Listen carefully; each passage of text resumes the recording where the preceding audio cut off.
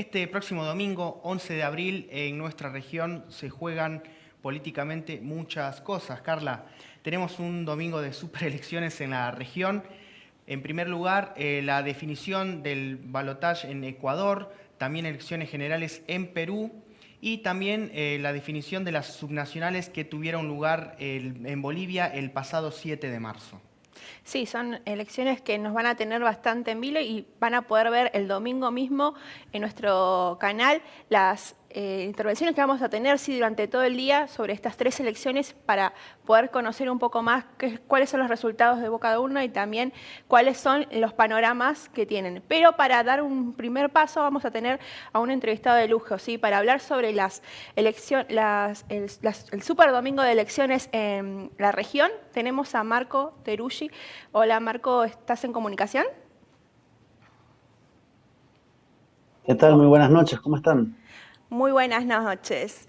Queríamos saber, más que nada, sabemos que estás en Quito ahora, ¿cuál es el clima que, perdón que está muy alto mi retorno, ¿cuál es el clima del balotaje allí en Quito, en Ecuador, sobre estas elecciones que se van a presentar el domingo?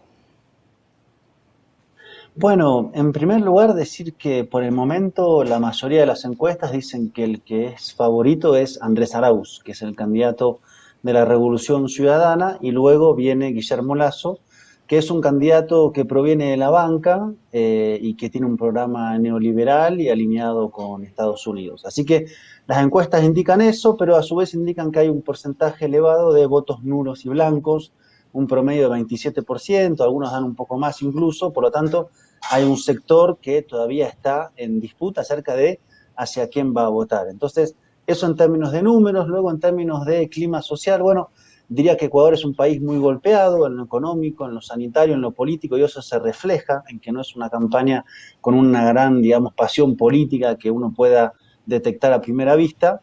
Y finalmente es una elección que ocurre con muchas amenazas, ¿no? Amenazas que han venido por parte de la Fiscalía, por parte del Poder Electoral, de que de conjunto se dan en un proceso político donde el correísmo, la Revolución Ciudadana, ha sido fuertemente perseguida e incluso se intentó impedir que participe. Así que esos son un poco los tres elementos principales por el momento. Marco, ahora con respecto a lo que se juega en Perú, ¿cómo ves el escenario teniendo en cuenta que este país vive prácticamente hace 3 décadas en modelos neoliberales que nunca han podido desplegarse del todo, que han mantenido crisis políticas y teniendo en cuenta que hoy hay una fragmentación muy grande con 18 candidatos? ¿Y qué posibilidades ves en la candidata Verónica Mendoza, quien es la única que plantea una reforma constitucional? Bueno, me parece que lo que se expresa en Perú es una crisis política que tiene ya un tiempo. Recordemos que a principios de noviembre hubo un levantamiento para destituir a un presidente que había asumido luego de que fuera derrocado, Vizcarra. Eso expresó el nivel de descomposición en gran parte del sistema de partidos políticos, distancia entre las principales fuerzas políticas y la sociedad en un país profundamente neoliberalizado, marcado, digamos, por la corrupción. Todos los presidentes del 90 hasta la fecha tienen causas por corrupción. Y en ese contexto, ninguno de los candidatos y las candidatas logra sobrepasar el 12-13%, digamos, ¿no? Entonces, lo que se espera en términos de perspectivas progresistas y latinoamericanas es que pueda ganar Verónica Mendoza. Lo que es seguro es que habrá una segunda vuelta, y lo que también parece seguro es que la propuesta que ella está planteando, que es la de ir hacia una nueva constitución, parece, digamos, imprescindible, ¿no? Como si hubiera que volver a comenzar, si se quiere, a sentar las bases de la política en el Perú, del sistema de los partidos, de los grandes lineamientos que hacen al país.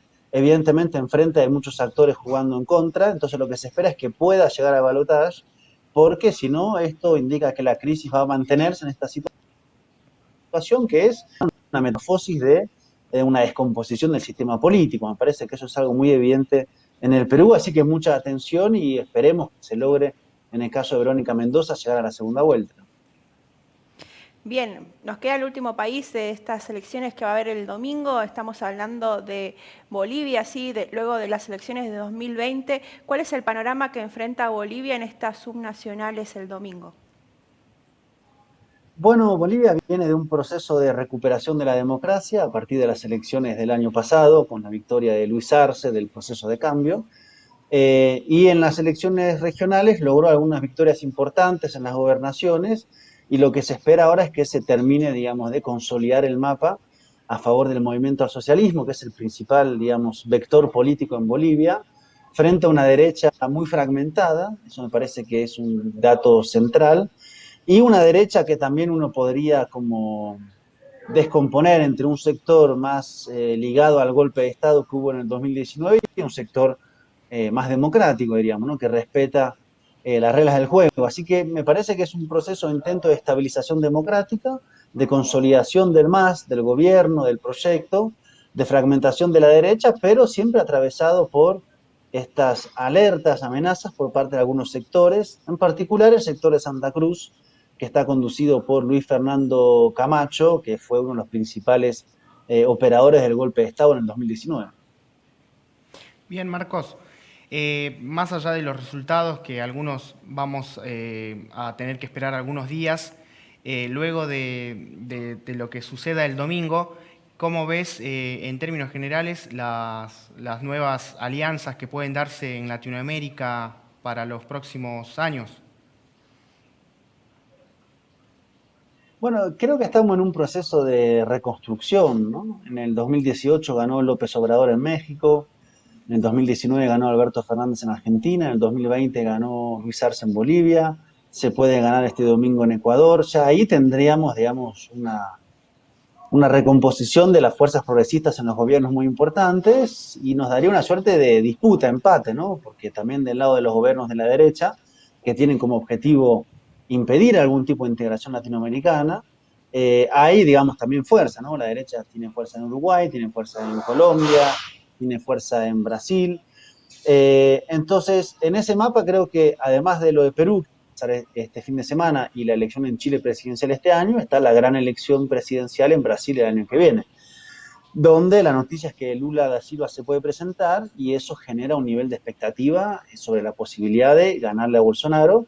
Y si uno ve el mapa latinoamericano, evidentemente el factor Brasil es un factor determinante, ¿no? Pensemos que con ese elemento trabajando en pos de una reconstrucción latinoamericana habría una correlación de fuerza realmente mayor, no necesariamente para objetivos ideológicos, sino objetivos como, por ejemplo, integración desde lo comercial, a construcción de estabilidad en los procesos electorales para evitar que la OEA sea un árbitro parcializado que finalmente favorece los procesos golpistas y proteja a los gobiernos de la derecha, permitiría pensar integraciones en momentos de pandemia o lo que fuese necesario, pero salir de esta fragmentación, este archipiélago al cual hemos regresado, que es, digamos, absolutamente funcional a la política de cualquier otro bloque económico del mundo, digamos. O sea, si desde América Latina queremos poder construir una correlación de fuerzas para dialogar con Estados Unidos, con China, con Europa, con Rusia, con quien fuera, hay que construir primero una correlación de fuerzas regional y eso me parece que es el objetivo central y en estos procesos podemos ir